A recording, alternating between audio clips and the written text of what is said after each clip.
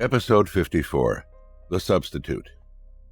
It was a night at the lecture theater that would always keep Edwin at the edge of his seat whenever he had to attend his occasional evening classes. It wasn't exactly pleasant memories that he had, and every time he sat in the room, he would always glance to the front corner of the theater, just making sure that nothing was there. Taking it back to 2 months ago, it was an evening lecture like any other. The room was at the end of the hallway, right at the end of the building, which was next to a forested area at the back of the school compound. Within the stretch of hallway, there had been many stories about students seeing white figures walking along its edges, and some even saw a white figure floating away from the hallway into the forest. Edwin never really knew whether to believe what his peers had told him about these stories, especially as someone who needed solid proof.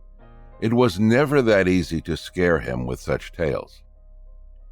So on that fateful evening, Edwin entered the lecture theater with about another 20 of his classmates. They settled down and chatted with one another as they sat scattered in the large theater. After 10 minutes, an unfamiliar person came in. She was a tall and lanky middle-aged lady who wore a long, white office dress that looked like something from the 80s, the one with puffy shoulders from the Renaissance period from the 15th century. She was expressionless, and without blinking her eyes, she looked at the class and said in a monotonous tone, "Your lecturer is not around today. I'll be covering her instead." The lady then turned around and began writing on the whiteboard while the students took out their textbooks. While the students sat there looking at the writings, the lecturer turned back again to a book she placed on the desk behind her. She looked at the book for a bit and wrote again on the whiteboard. The process continued for almost 10 minutes, as the students just sat there waiting for her to finish writing. A while later, Edwin felt a vibration from his bag that he placed on his lap. He opened his bag and noticed that it was his phone that vibrated. Edwin was the class chairman, so his lecturer would text him on any matters about the class schedules, and he would then inform the rest of his classmates. So Edwin pulled his phone out and held it below his table. Edwin looked at it and noticed that he had received a text message. It was from his lecturer. The lecturer texted, "Hey Edwin, sorry but I have to cancel the class today. I can't make it, so you guys don't need to come to the lecture hall tonight." Edwin sat there confused and replied in the text, "What do you mean, ma'am? If you didn't want us to come, then why did you get a substitute lecturer for tonight?" Within seconds, his lecturer replied and said, "That couldn't be possible. I never asked for a substitute tonight. I want to carry out this particular part of the class myself, so I plan to let you guys know of the rescheduled session soon." Edwin then looked up at the substitute at the front again as she was still writing on the board. Now that Edwin thought about it, the lecturer did give a weird vibe. There was something odd about her, but he couldn't put a finger on it. Edwin then looked down, back at his phone. He replied the text and said, "I'm not sure what's going on, ma'am. If you never asked anyone to replace you, then who is it that is standing right in front of us in class?" Edwin also then quickly snapped a photo of the substitute and sent it to his lecturer. Within seconds, the lecturer replied, "Okay, Edwin, that doesn't look like any of the lecturers in our campus. I'm very sure about that. To be safe, do not say anything to her. Stay calm, and I need you to send a text message to your classmates and tell them to leave the class in batches so that it would not seem obvious, okay?" Edwin understood why his lecturer wanted the students to leave the class, especially since the recent shootings that took place in the area. Edwin acknowledged the text and began asking his classmates to take turns leaving the class. One by one, they tiptoed out of the room. And soon after, the class was just left with Edwin and a couple of his other classmates. As Edwin was looking in front, hoping that the substitute wouldn't turn around and notice the students making their escape. The substitute suddenly stopped writing. She put down her hand, with her back still facing the remaining students, and said, "I guess you guys eventually figured it out."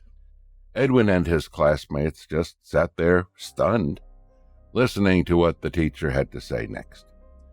But instead of saying anything else, the teacher began giggling to herself. The giggles got louder as she seemed to have one hand covering her mouth, seemingly trying to mute her sound. But instead, it got louder and louder as the students still froze in their respective seats. The substitute then suddenly burst into a maniacal laughter that made the students instinctively take their bags and rush frantically out of the classroom in fear. They ran across the corridor and about 100 yards towards the main area, where there were more students hanging around. Some students saw them but didn't bother enough to ask what had happened. The group of students from the class then sat at a nearby bench. As they tried to catch their breaths, one of Edwin's classmates, named Adam, then said, "What the hell was that?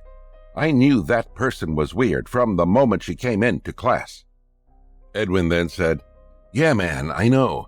But since I thought she was the substitute teacher, I was like, whatever, just get the class over with.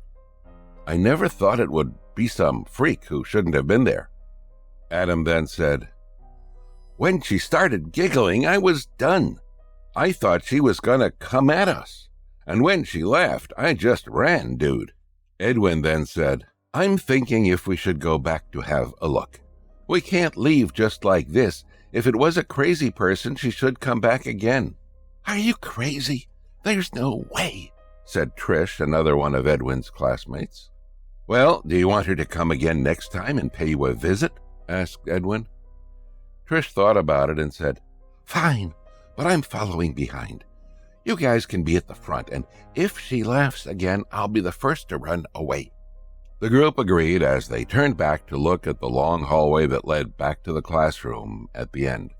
From where Edwin stood, he could see the dark hallway, with every other lecture hall before his, had all their lights turned off. So they knew that as they gradually walked towards the end, it would only get darker, until they're close enough to their lecture theater at the end, where the light was still brightly lit.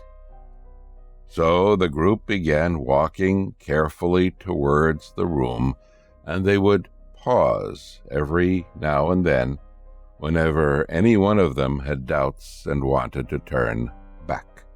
Step by step, they took their time until they eventually were close enough to the door leading to their lecture theater. From the gaps between the door, they could see that the lights were still on. They tried to listen, and if there were any sounds of the giggling or laughter again, they knew that they would abort the mission. But as they listened carefully, they noticed that there were no sounds coming from the lecture theater. So Edwin slowly turned the doorknob and inched his way in ever so slowly. Edwin sneaked his head in and saw no one there. Reassured, the rest of the group also inched their way in and stayed behind Edwin as they looked around. They eventually were all back at the corner of the room, but ever so close to the door, ready to make a run for it in case they saw anything. Initially, none of them saw anything. But suddenly, one of Edwin's classmates froze, and as the group was standing so close to one another, they could feel any sort of jerks coming from any one of them. So the sudden jerk and freeze motion from one of the classmates made the rest turn around and look at the classmate who stood right in the middle of the group. From the look on his face, everyone knew. The guy stood there, stared at a corner of the ceiling at the front. Everyone turned to look at what he was looking at, and that was when they saw, semi-hidden at the side of the speaker system at the front of the lecture theater, it was the lady She was now right up at the ceiling, with her back against the wall, floating a good 35 feet off the ground. She stared at the students, with her eyes now bright red and a smile on her face. All of them stood there, too scared to break into screams. The lady then said, "Did you come back for my class?" She continued staring at them and began to laugh hysterically again. The group then turned and rushed out of the class. They ran as fast as they could, passing through the dark hallway. All of them were drenched in cold sweat as they finally reached the main area. This time, as the group looked horrified, other students who were hanging around the area did approach to ask. A whole crowd gathered as the group shared what they had seen earlier in class. The security officers and the school's management was informed of the matter, and the entire stretch of lecture theaters became temporarily off limits. The substitute was never seen again, although every now and then students would see a white figure floating along the dark hallway. As for Edwin, never could he imagine that he would actually experience such things in real life. And the fact that the spirit appeared under the bright lights in front of many people, Edwin knew that whatever haunted them was a spirit never to be messed with. Edwin could only imagine what could have happened if a student was there, all alone, in the dark.